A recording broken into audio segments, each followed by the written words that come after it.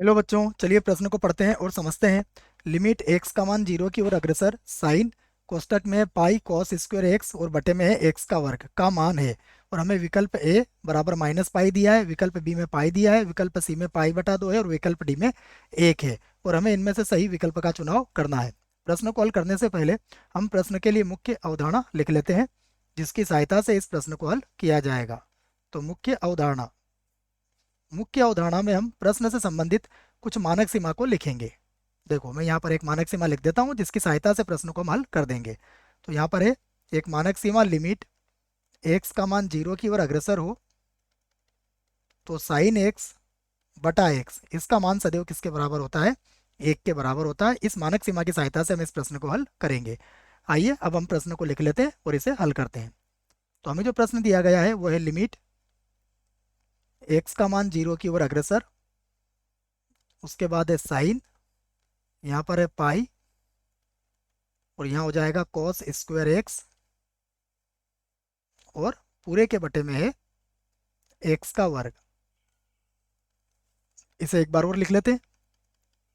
Limit x का मान zero की ओर अग्रसर, ये हो जाएगा साइन, उसके बाद है पाई और कॉस स्क्वायर एक्स और पूरे के बटे में कितना है? एक्स का वर्ग। अगर यदि हमने अभी एक्स का मान जीरो रखा तो ये कौन सा रूप बन जाएगा? ये बन जाएगा जीरो बटा जीरो रूप, ये जीरो बटा जीरो रूप हो जाएगा। आगे बढ़ते हैं, हमें इसको आगे हल करना पड़ेगा। तो अब हम क्या करेंगे, फिर से लिखेंगे लिमिट एक्स का मान जीरो की ओर अग्रसर, तो यहाँ पर होगा साइन और देखिए ये पाई और कॉस स्क्वायर एक्स किसके बराबर होता है? ये बराबर होता है एक माइनस साइन स्क्वायर एक्स के। ये पता है, मैं त्रिकोणमितीय सर्वसमीका है। और पूरे के बटे में कितना हो जाएगा? एक्स का वर्ग। अब हम पाई को अंदर गुणा कर देते हैं, तो बराबर यहाँ पर होगा लिमिट एक्स का मान जीरो की ओर अग्रसर और यहाँ पर है साइन। देखिए, जैसे हम पाई का अंदर गुणा करेंगे ये हो जाएगा पाई माइनस, ये हो जाएगा पाई साइन स्क्वायर एक्स और बटे में कितना है? बटे में है एक्स का वर्ग, जैसा आप देख रहे हैं। अब सूत्र जो यहाँ पर लगाने वाले हैं, सूत्र क्या है हमें पता है, साइन पाई माइनस थीटा बराबर कितना होता है? बराबर साइन थीटा ही होता है। तो इस आधार पर हम इसे लिख देंगे बराबर बराबर लिमिट एक्स का मान जीरो की ओर अग्रसर और ये sine pi minus theta sine theta हो जाएगा, तो ये हो जाएगा साइन और फिर से बन जाएगा ये पाई साइन स्क्वायर एक्स और बटे में कितना आ जाएगा? बटे में आ जाएगा एक्स का वर्ग।